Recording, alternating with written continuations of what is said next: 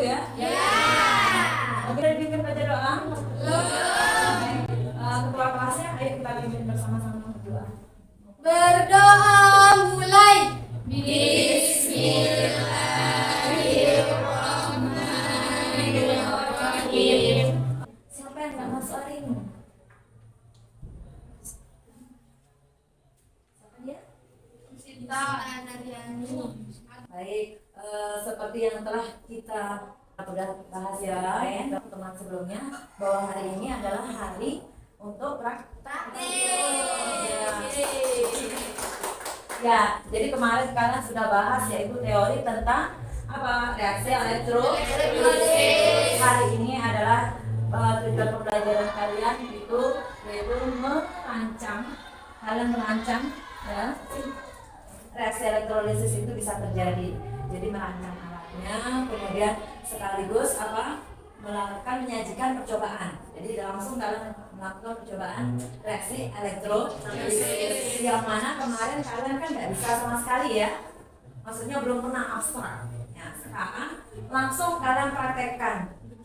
Ya, untuk apa aja larutannya? Kita menggunakan garam atau sio ya. Di pondok kan selalu ada. Ya.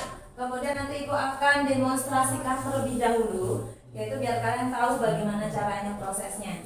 Ya. Saya akan pakai menggunakan adalah sunlight. Ada di pondok kalian, di sekitar kalian? Ya, jadinya biar kalian memahami. Kemudian yang kedua apa aja? Kalian bisa menganalisis reaksi yang terjadi di anoda dan katoda.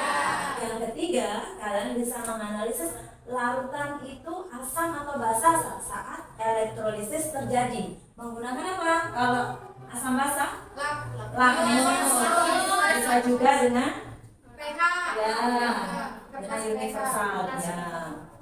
Baik, sekarang sebelumnya Ibu akan demokan ya, biar kalian memahami sebentar, sekilas aja. Jadi ini kita membutuhkan baterai, nanti per kelompok sudah ada, sudah disiapkan.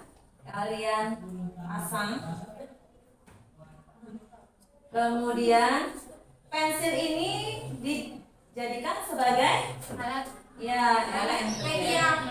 elektroda ya. Anoda dan katoda di sini. Ada gelembung enggak ya? Mana yang banyakan ini? Yang hitam. Nah, yang hitam itu katoda dan anoda, nanti kalian lihat. Analisis ya. Seperti ini.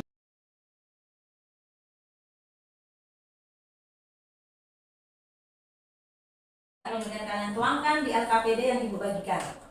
Ya, ini diganti dengan larutan yaitu apa? Garam.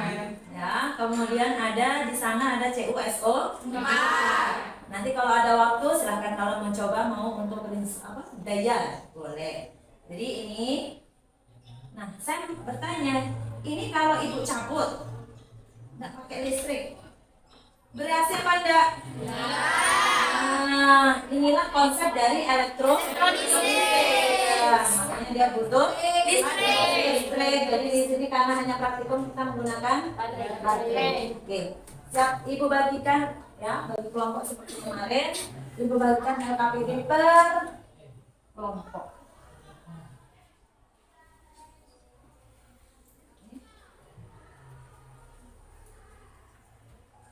Setelah Ibu bagikan LKPD-nya, kalian lihat di sebelah kanan kalian. Ada keranjang-keranjang Ibu siapkan ya? Ya, jadi ini kemarin oleh laporan sudah disiapkan untuk praktikum reaksi elektrolisis. Silakan kalian ambil per kelompok di sana.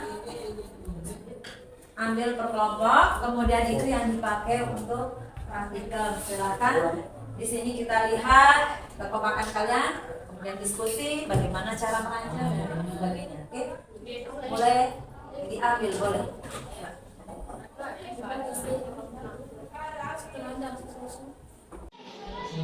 Untuk pH meter, pH universal, asam basa, kertas lampusnya ambil di sini, ya.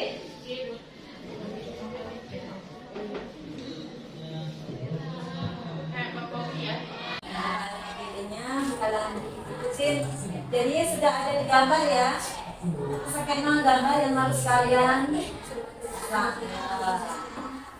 garamnya udah di sana.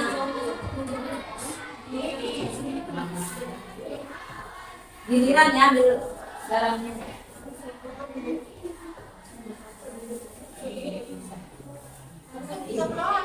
Ya, oke, sudah. Ya.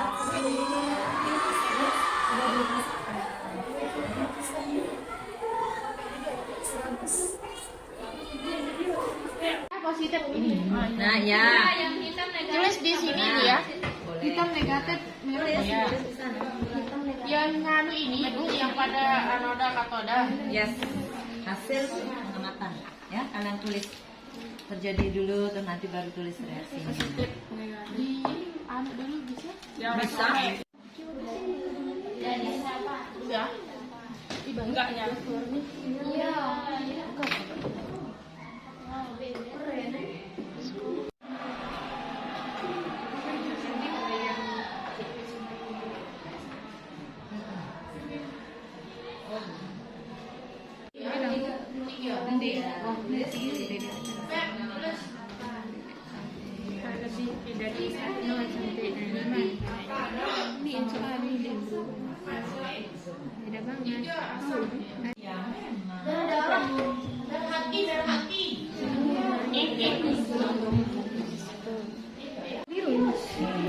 Terus nggak ada yang nyocok nih Bu? Kecampur jadi larutannya. Sana. Nah, itu. Nih, yang ke Tujuh ya? 8 bukan sih? 8 6, 9 bukan? 9 bukan sih Bu? Padahal 8 agak jalan sedikit ya. Oh, iya.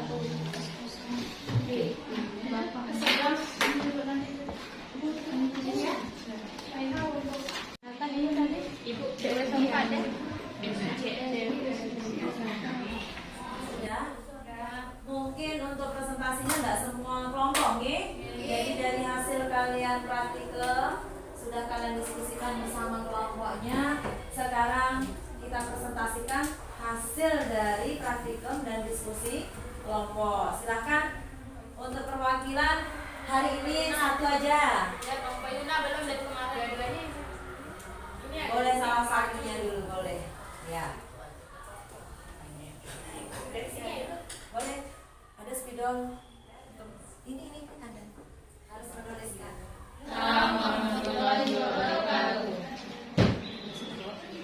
Baiklah, tadi kita kan sudah praktikum NaCl dan CuSO4 elektrolisis ya. Jadi sekarang saya akan menjelaskan yang NaCl-nya.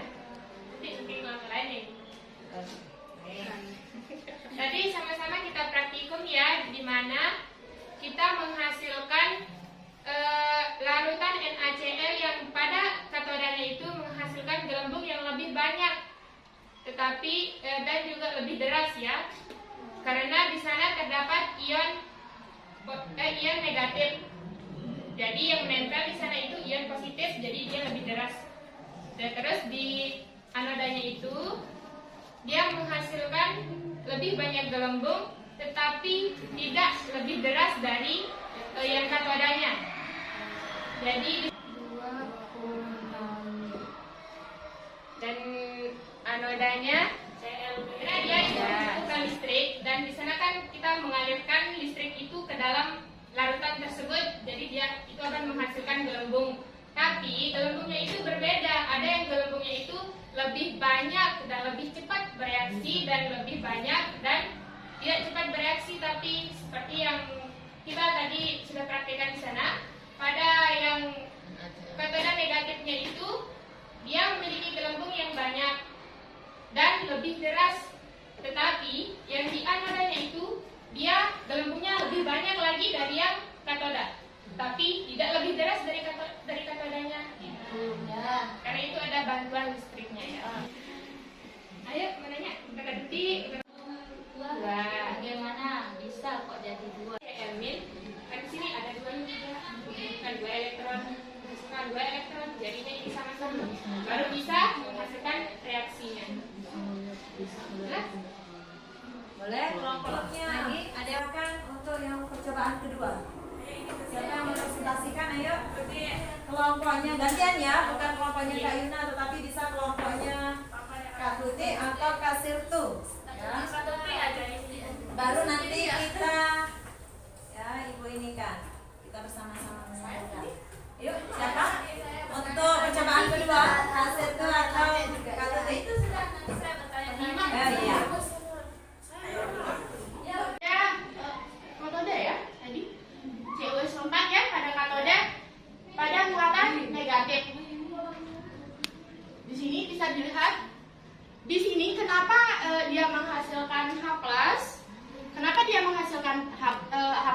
Karena dia itu menghasilkan asam. Ya.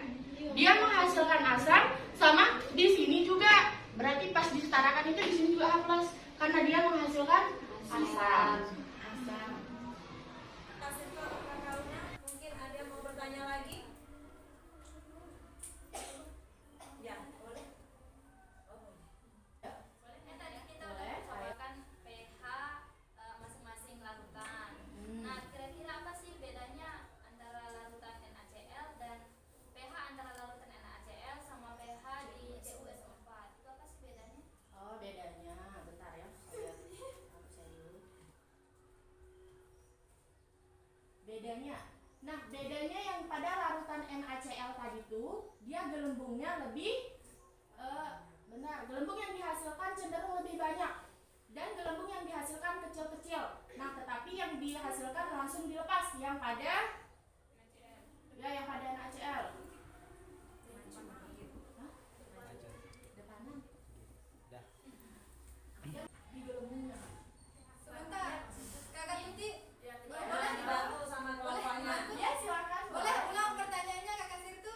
Ya, saya juga ini menyinggung tadi pertanyaan saya adalah apa sih beda pH antara larutan NaCl dan larutan CuSO4? Saya menanyakan pH nih ya. Oh iya, ini pH Asam basa. boleh bedanya. Iya, warna Ya, ini Kak Nusima yang bantu menjawab. Boleh izin Kakak Tuti?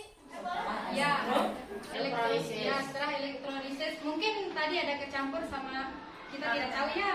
Nah, kalau sedangkan pada CuS4 dia menghasilkan pH asam, dia mengubah lakmus biru menjadi lakmus merah.